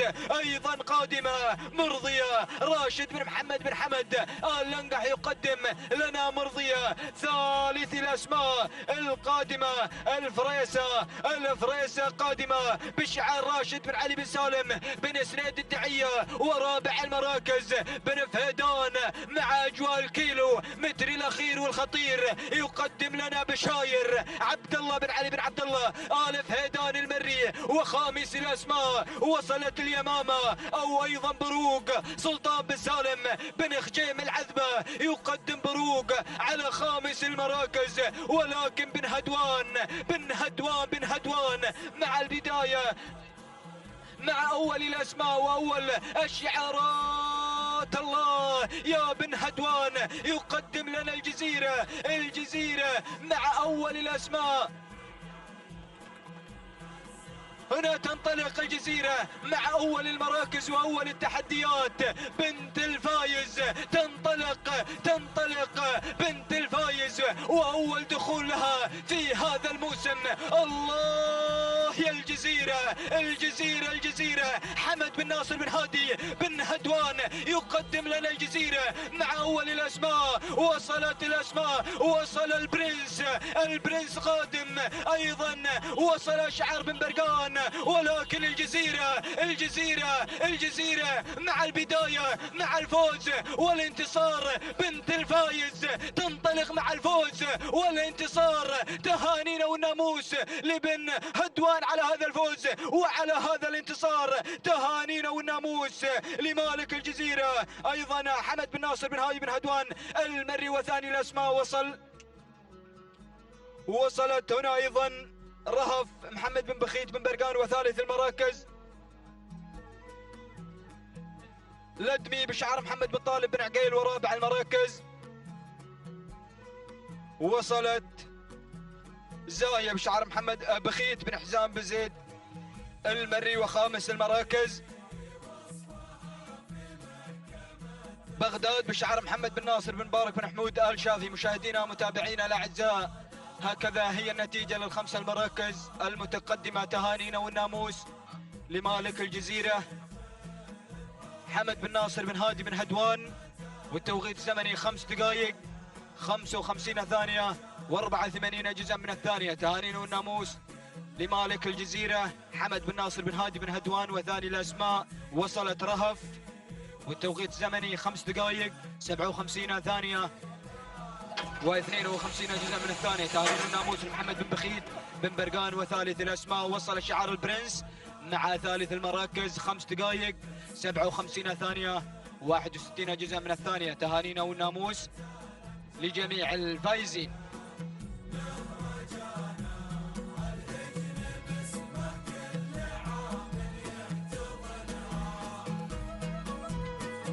بسم الله الرحمن الرحيم. بسم الله وعلى بركة الله. مشاهدينا الكرام متابعينا الأفاضل، ينطلق على بركة الله وتوفيقه شوطنا الرابع عشر من أشواطنا في هذه الأمسية الجميلة على ميدان التحدي، ميدان الشحانية لسباقات الهجن ضمن سباقنا المحلي الرابع. شوط للقعدان يندفع بجديد التحدي والإثارة مع سن اللقاية.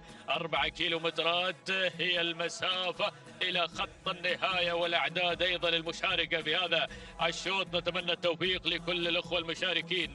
مباشرة إلى مقدمة الشوط مع المركز الأول وصدارة المسار، هذا هو جزيل محمد بن جار الله بن سعيد بن ذروة المري الذي يقدم جزيل في المركز الأول وعلى صدارة الشوط. بينما ثاني المراكز شعار بن شعيل يتواجد مع سلطان منصور بن علي بن حمد آل شعيل المري الذي ينطلق مع سلطان على المركز الثاني. أما في ثالث المراكز تابع الوصول في هذه اللحظات مهيض قادم مع سعيد بن عبيد بن سعيد بن رشدان، ينطلق في هذه اللحظات مع مهيض. وفي رابع المراكز المركز الرابع وتابع القادم في هذه اللحظات لهب لسالم بن عبد العزيز بن سالم المري الذي يقدم لنا شعاره مع لهب على المركز الرابع. وخامس المراكز شوف القدوم في هذه اللحظات، صايب يصل في هذه اللحظة لمحمد أو حمد بن عايض بن محمد آل حنزاب. هذه نتيجتنا مع الخمس المراكز، الخمس الأسماء المتقدمة. شكرا يا البرتو أيضا من يتواصل معنا في هذه المعلومات. ولكن تابع الكادر السفلي هناك مع مخرجنا بن خزينة الذي أيضا يظهر هذا المشهد الجميل مع الكادر السفلي من خلال هذه الأعداد المشاركة في هذا الشوط عبر قناة الريان الفضائية المتابعة هنا في هذا المساء الجميل في تحديات هذه الأشواط. مع سن اللقاية نعود مباشرة إلى سلطان في المقدمة، سلطان مع الصدارة مع شعار بن شعيل يتقدم في هذا الأداء الجميل. ينطلق في المركز الأول منصور بن علي بن حمد آل شعيل المري الذي يقدم الصدارة مع سلطان. بينما الملاحقة تأتي من جزيل على المركز الثاني محمد بن جار الله بن سعيد بن ذروة المري مع ثاني المراكز. وفي ثالث المراكز وصل في هذه اللحظات وصل لهب لسالم بن عبد العزيز بن سالم المري من ينطلق على مستوى المركز الثالث. وفي رابع المراكز ارصد الاسم الواصل في هذه اللحظة، يا سلام على التحدي من صايب حمد بن عايض بن محمد آل حنزاب. ذعناه في المركز الخامس، بدأ أيضا يحسن من موقعه وبدأ يزيد من سرعته في المركز الخامس.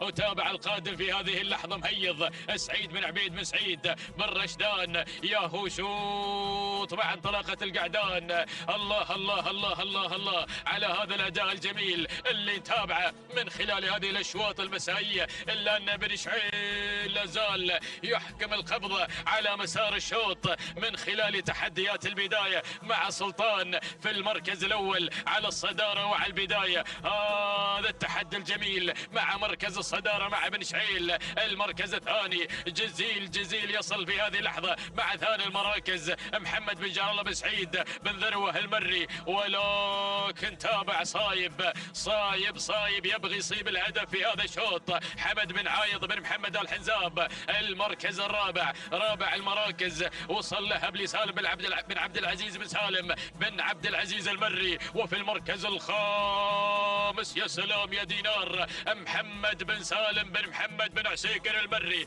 هذه النتيجة اشتدت المنافسة بين الأسماء في أجواء الكيلو متر الأخير، ولكن سلطان لا زال سلطان هذا الشوط. سلطان مع بن شعيل يتسلطن لا زال في مقدمة الشوط في هذا الأداء الجميل. الله الله الله الله الله الله منصور بن علي بن حمد آل شعيل المري، ولكن شوف الهجوم، شوف التحدي مع هذه الأسماء القادمة. جزيل قادم، وشعار الزعبي وبن هامله الجميع حاضر، وشعار بن قريع. يا مخرجنا يا من تتابع، يا هو منظر، يا هو أداء، يا هو تحدي على أرضية الميدان في هذه الساحة المميزة. ولكن الإمبراطور تقدم في هذه اللحظات في هذا الاندفاع المتميز والجميل. تابع الأداء المتميز من خلال أيضا تقدم واندفاعات سياف محمد بن علي بن حمد المر الذي يقدم سياف مع اللحظات الأخيرة. وفي المركز الثاني تابع القادم في هذه اللحظة، وتابع إبهار لسعيد بن بطل الزعبي في تحديات جميلة ما بين الاسمين على مركز الصدارة. في المركز الثالث تواجد أيضا من الباس صالح بن حمد بن مبارك النابت. ولكن البداية مقدمة الشوط حايرة مع سياف ومع تحدياتي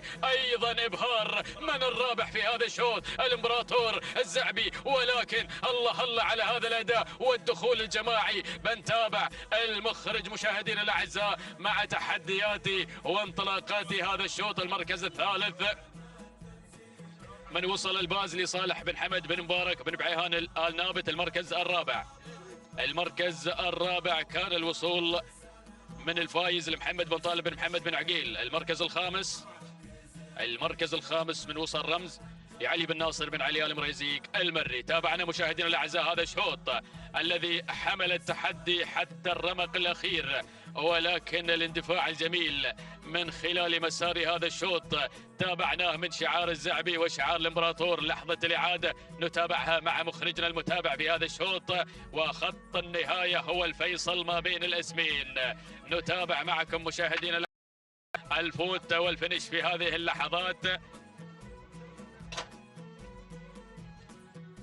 لا نستطيع أن نفتي في نتيجة هذا الشوط مع دخول كان مميز من خلال إبهار بشعار سعيد بن بطي بن محمد الحسن المري، وأيضا شعار الإمبراطور محمد بن علي بن قريع الذي قدم لنا أيضا تحدي جميل بهذا الشوط. نحيلها لأعضاء خط النهاية وإلى اللجنة. ناخذ التوقيت 5 دقائق 52 ثانية 56 جزء من الثانية. هذا هو التوقيت الزمني مع المركز الأول في هذا الشوط، والمركز الثاني على المركز الثالث. نتابع مشاهدينا الأعزاء شعار بن هاملة 5 دقائق 54 ثانية 22 جزء من الثانية. تهانينا والناموس لصالح بن حمد بن مبارك النابت على فوز الباز بالمركز الثالث.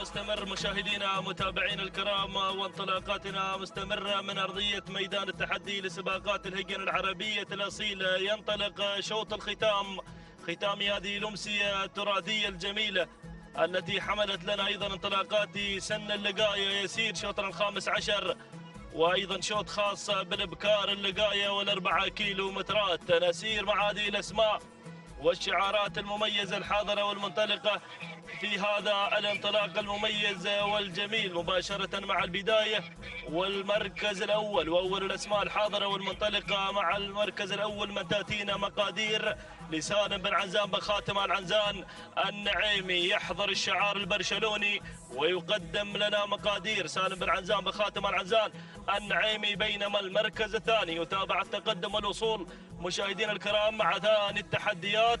هناك التقدم ايضا من قبل عزايز لعلي بن حمد بن علي بن راشد بن مقارح من يقدم لنا عزايز، بينما المركز الثالث وصول وتقدم من بلوره سالم بن حمد بن سعيد الجربوعي المري، بينما دخول في هذه اللحظات من قبل اللي تدخلت معزه فالح بن راشد بن فالح الساعي الهاجري. وخامس التحديات هناك الوصول والتقدم مشاهدينا الكرام من قبل اللي واصل في هذا الانطلاق النويعس صالح بن دلبج بن صالح الجربوعي المري. هكذا هي الاسماء الخمسه الاولى المتقدمه في هذا الانطلاق المميز والجميل. هذه الاسماء ايضا الحاضره والشعارات المميزه الباحثه عن تسجيل نقطه شوط الختام في هذه الامسيه التراثيه الجميله المميزه. لكن نعود مع البدايه، نعود مع المركز الاول وصداره هذا الشوط معزه لفالح بن راشد بن فالح الساعي الهاجري من يقدم لنا معزه بانطلاقتها المميزه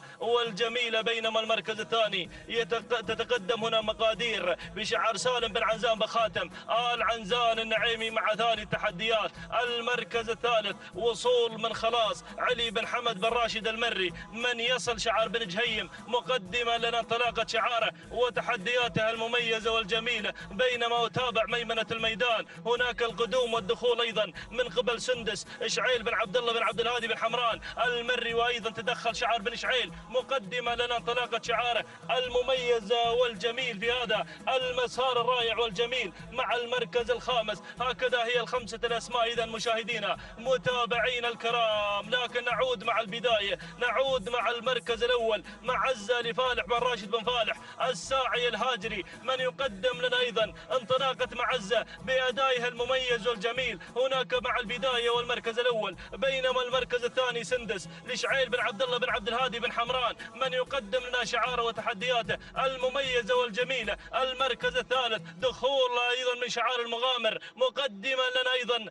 انطلاقه قصوى محمد بن بطي بن محمد الحسنه المري من يصل في هذا المسار المميز والجميل. المركز الرابع دخول ايضا وتقدم من قبل مغيضه عبد الهادي بن منصور بن عبد الهادي بن محمد بن نايف الهاجري من يصل مع المركز الرابع. وخامس التحديات الدخول والوصول مشاهدينا الكرام من قبل ايضا شعار بن جهيم مقدما لنا خلاص علي بن حمد بن راشد المري مع المركز الخامس. لكن ميمنه الميدان تابعت تدخل الوصول مشاهدينا الكرام اللي وصلت في هذه اللحظات وتقدمت ايضا مشاهدينا الكرام تشريف فهد بن محمد بن فهد الخديعه المري. هكذا هي الاسماء مشاهدينا الكرام. تابع هذه ايضا الاسماء والشعارات في الكادر ايضا السفلي من قناه الريان الفضائيه. ما شاء الله على هذه الاعداد والشعارات الحاضره والمنطلقه في هذا المسار. لكن نعود مع البدايه 1200 ما تفصلنا عن نهايه هذا الشوط والبدايه مع الهاجري من يقدم لنا انطلاقه معزه مع المركز الاول مع صداره هذا الشوط. اذا معزه مع البدايه فالح بن راشد بن فالح الساعي الهاجري، بينما المركز الثاني تتقدم هنا مشاهدينا الكرام سندس لشعيل بن عبد الله بن عبد الهادي بن حمران المري. والمركز الرابع وصلته الثالث وصول وتقدم من تشريف فهد بن محمد بن فهد الخديعه المري، وايضا وصول من شعار بن شافي مقدمه لنا ايضا انطلاقه حضور شعاره المميز مع طناخه سعود بن ناصر بن سعود بن حمود الشافي، ووصل شعار المغامر ووصل شعار بن جهيم. الجميع بدا بالاقتراب. الله يا سلام. لكن سندس غيرت وانتقلت نحو صدارة هذا الشوط بشعار بن حمران من يقدم لنا سندس مع البداية مع المركز الأول إشعيل بن عبد الله بن عبد الهادي بن حمران المري، بينما المركز الثاني يتقدم شعار الساعي مقدمة لنا انطلاقة معزة فالح بن راشد بن فالح الساعي الهاجري. والمركز الثالث تابع هذا الدخول، تابع هذا الوصول من اللي واصل في هذه اللحظات. شوف الدخول، الله يا سلام، وصلت هنا مشاهدينا الكرام شعار البرنس يصل بن عقيل مقدما لنا تحدياته المميزة والجميلة يم محمد بن طالب بن محمد بن عقيل المري. يصل بن عقيل شعار البرنس مقدما لنا أيضا تحديات يم مع المركز الثاني، وأيضا وصول في هذه اللحظات مشاهدينا الكرام اللي واصلة هنا ووصلت وتقدمت مشاهدينا الكرام أيضا تيمة محمد بن علي بن حمد آل فهيد المري. ولكن بن عقيل سلام بن عقيل سلام شعار العنابي والنجمة التي تحكي أيضا قصة وعراقة هذا الشعار. تهانينا والناموس يا البرنس على هذا الفوز وهذا الانتصار. بينما المركز الثاني وصلت سندس لشعيل بن عبد الله بن عبد الهادي بن حمراء المري. المركز الثالث وصلت وجل حمدان بن شقام بن حمدان الجربوعي المري. والمركز الرابع كان الوصول من تيمان لمحمد بن علي بن حمد آل فهيد المري. المركز الخامس وصلت مشاهدينا الكرام معزة لفالح بن راشد بن فالح الساعي الهاجري.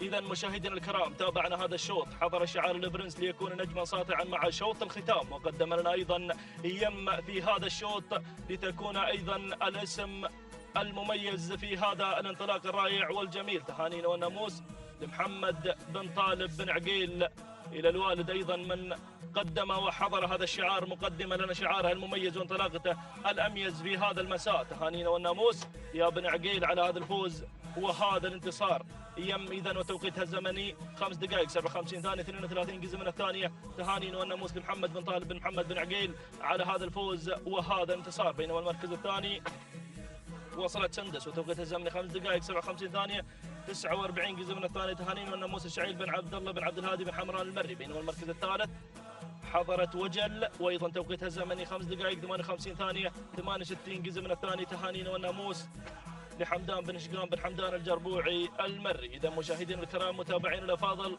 وصلنا إلى ختام هذه الأمسية التراثية الجميلة، وأيضا نذكر من خلال هذه الصفحة التي تظهر على شاشة قناة الريان الفضائية بصاحبة الشوط الأول الرئيسي في هذه الأمسية التراثية الجميلة. حضرت خيرة حضروا أهالي ميدان نجران مهدي بن بطشان بن صالح المحامض اليامي ليكون هو النجم المتوج للشوط الرئيسي في هذا المساء. تهانينا والناموس المهدي بن بطشان بن صالح المحامض اليامي، والتهاني لبطشان بن صالح اليامي أيضا من قدم لنا خيرة. بينما حضر مع الشوط الأول الرئيسي في هذا المساء حضر مهم لفهيد بن مسعود بن راشد آل فهيد المري، وأيضا وهو حاصل على التوقيت الأفضل والأميز في هذا المساء 5 دقائق 50 ثانية 31 جزء من الثانية. تهانينا والناموس لفهيد بن مسعود بن راشد آل فهيد المري على هذا الفوز وهذا الانتصار. إذا مشاهدينا الكرام وصلنا للختام، على أمل اللقاء بكم في يوم الغد مع سن جديد ومنافسات جديدة، فكونوا على الموعد. إلى ذلك الحين نستودعكم الله الذي لا تضيع ودائعه، والسلام عليكم ورحمة الله تعالى وبركاته.